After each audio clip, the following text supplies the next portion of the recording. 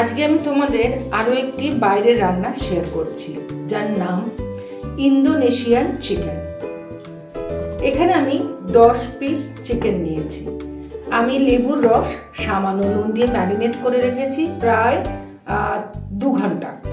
ম্যারিনেশনের পর আমি বাদাম তেল দিয়ে হালকা শ্যালো ফ্রাই করে নিয়েছি, তার জুসটাও রয়েছে। এইখানে রয়েছে টমেটো কেচাপ আর চিলি সস, দুটো মিক্সড করেছি বড় টেবিল চামচের 2 চামচ করে। এইখানে একটা পেস্ট বানিয়েছি। রান্নাটা খুব সিম্পল, খুব সুস্বাদু হয় খেতে। 1 মুঠো ধনেপাতা, 4টে রসুনের কোয়া আর 3টে বড় টমেটো দিয়ে একটা পেস্ট বানিয়েছি। সামান্য নুন দিয়েছি, আর কিচ্ছু না। আমি আগেই তোমাদের বলেছি আমি বাদাম তেল দিয়ে শ্যালো ফ্রাই করে রেখেছি। আর একটু বাদাম তেল দিয়ে তেলটা গরম হয়েছে। আমি আলাদা করে এখন আর নুন দিচ্ছি না, কারণ চিকেনের মধ্যে ম্যারিনেশনে নুন ছিল, যে পেস্টটা তার মধ্যেও নুন ছিল। খুব নুন কাটা কিন্তু এই রান্নায় হবে না। আমি যে পেস্টটা রেখেছিলাম, এই পেস্টটা আমি এবার আস্তে করে দিয়ে দিচ্ছি।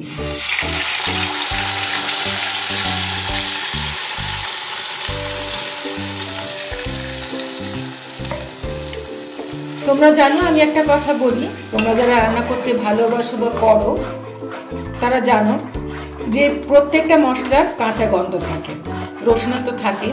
তাই এটাকে খুব ভালো করে আমি নাড়ছি, যাতে রসুনের গন্ধ, টমেটোর গন্ধ, ধনেপাতার যে কাঁচা একটা গন্ধ সবাই তো নিতে পারে না, চলে যায়।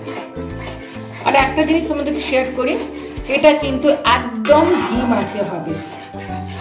আমি শ্যালো ফ্রাই করেছি, সেটাও ঘি মাছে।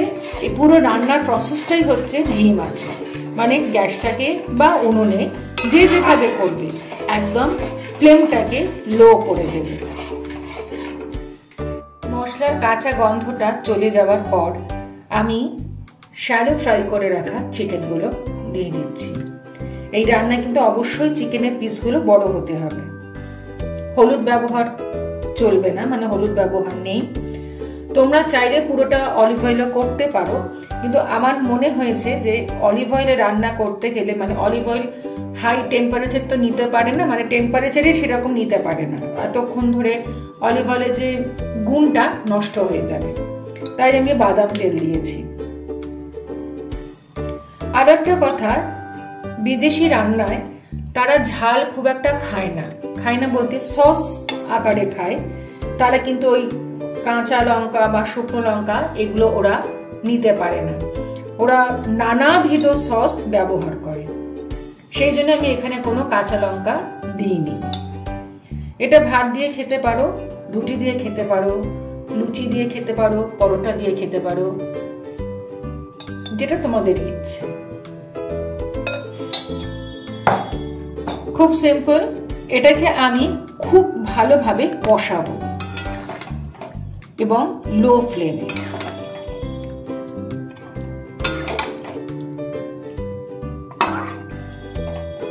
কষানোর পর আমি সেদ্ধ হওয়ার জন্য ঢাকা দিয়ে দেব। দেখো, আমি ম্যারিনেট করে রেখেছি, তাই চিকেনটা কতটা সফট হয়ে গেছিল। একটু শ্যালো ফ্রাই করতেই কিন্তু সেদ্ধ হতে শুরু করবে।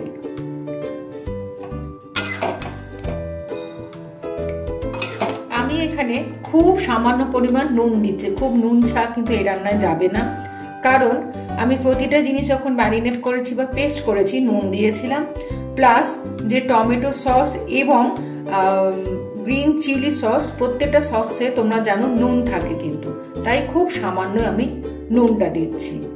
নুন, ঝাল, মিষ্টি সমস্ত জিনিসই তোমাদের টেস্ট অনুযায়ী, তোমাদের পরিমাপ অনুযায়ী দেবে। এটাকে খুব ভালো করে আমাকে কষাতে হবে। একটু সময় সাপেক্ষ রান্না, যেহেতু ঘি মাছে হবে, তাই তাড়াহুড়ো করলে হবে না। প্রেসারে দিলেও কিন্তু স্বাদ কড়াইয়ের মতন হবে না, তাই একটু ধৈর্য ধরে এই রান্নাটা করতে হবে, কিন্তু সত্যি উপাদেয় হয়। আমি ঘি মাছে প্রায় 15 মিনিট এরকম কষিয়েছি, তাতেই দেখো চিকেনের জুস বেরিয়েছে। কষাতে কষাতে, আর যেটুকু চিকেনের জুস ছিল সেটাও দিয়ে দিয়েছি। এবারে যেটা করব, আমি ঢাকা দিয়ে দেবো এটা সেদ্ধ হওয়ার জন্য।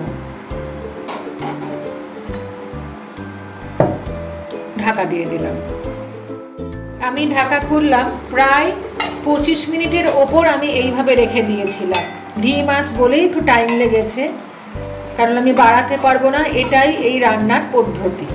আমি মাঝখানে এসে দেখে গেছি, এটা কিন্তু আমি কোনো জল দিইনি, কিন্তু এখনো চিকেন থেকেই এই স্টকটা বেরিয়েছে। এবারে আমি যেটা করব, রান্না প্রায় শেষের দিকে, তোমরা দেখে নাও চিকেন কিন্তু সেদ্ধ হয়ে গেছে। এই যে স্টকটা বেরিয়েছে, তোমাদের যদি মনে হয় আরও তোমরা টানিয়ে নিতে পারো, এর থেকে বেশি লাগে না। এই রান্না কিন্তু আলুও ব্যবহার হয় না। আর একটা কথা তোমাদেরকে শেয়ার করি, এই রান্নাটা যখন মানুষকে খেতে দেবে বা নিজেরাও যখন সার্ভ করবে, নিজেরা যখন খাবে, অবশ্যই শসা এবং টমেটো স্লাইড করে গোল গোল করে কেটে দেবে। এইখানে আমি যে পেস্ট বানিয়েছিলাম একটা, টমেটো কেচাপ আর গ্রিন সস মানে চিলি সস দিয়ে একটু ডাইলুট করেছি। ডাইলুট কিন্তু আলাদা কোনো জল নয়, এটা হচ্ছে পেস্ট বানিয়েছিলাম আমি, যে ধনে পাতা রসুন দিয়ে পেস্ট বানিয়েছিলাম টমেটো দিয়ে, সেই ধোয়া মানে মিক্সি ধোয়া জল বলতে পারো। আর এর থেকে বেশি তো জল দেবো না, সেইটাই দিচ্ছি আর কি, আলতো করে ঢেলে দিচ্ছি। একটু টক টক ঝাল ঝাল মিষ্টি মিষ্টি হবে রান্নাটা, তবে নুনটা কম দেখে নেবে। তোমাদেরকে বলেছি যে ওরা কিন্তু সস বিভিন্ন ধরনের ব্যবহার করে থাকে, কাঁচা লঙ্কা কম করে। তোমরা চাইলে এর মধ্যে গোলমরিচও দিতে পারো, আমি দিইনি, আমি চিলি সস ব্যবহার করেছি, চিলি সসটার মধ্যেই পড়ে। তোমরা চাইলে আলাদা করে আবার গোলমরিচ দিতে পারো, কিন্তু আমার লাগবে না। এটা কিছুক্ষণ ফুটে উঠলে, ঝোলটা আরো একটু গাঢ় হলেই আমি কিন্তু সার্ভ করে দেব। তৈরি হয়ে গেছে আমার আরো একটি বাইরের রান্না, ইন্দোনেশিয়ান চিকেন। তোমরা অবশ্যই কমেন্টে বলো তোমাদের কেমন লেগেছে। আমি জানি তোমরা দেখতে ভালোবাসো, কমেন্টও করো, আমি চেষ্টা করি তোমাদেরকে উত্তর দিও, তোমরা জানো।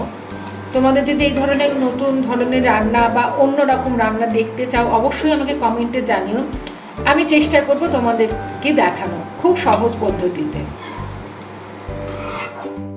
সবার শেষে এটাও কিন্তু রান্নার একটা উপকরণ। আমি দেখো এটা সার্ভ করে দিয়েছি, আমি এখানে বাটার দিচ্ছি। কেউ চাইলে বেশিও দিতে পারো, কেউ চাইলে কমও দিতে পারো, খেতে কিন্তু অসাধারণ লাগে।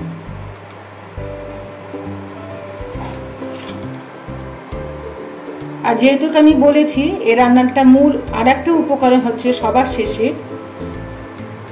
এরকম শসা এবং টমেটো গোল করে কেটে দিতে হবে। একটা জিনিস লক্ষ্য রাখবে, আমি শসার কিন্তু স্কিন ছাড়াইনি। আমরাই কিন্তু একটু স্কিন ছাড়িয়ে খাই, বাইরের দেশের লোকেরা খায় না।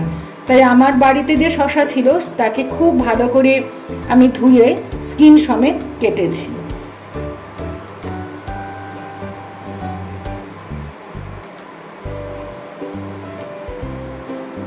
তৈরি হয়ে গেছে আমার ইন্দোনেশিয়ান চিকেন কারি। তৈরি হয়ে গেছে আমার আরও একটি অভারতীয় রান্না, ইন্দোনেশিয়ান চিকেন কারি। তোমরা অবশ্যই কমেন্টে করে বলো তোমাদের এই ধরনের রান্নাগুলো কীরকম লাগছে।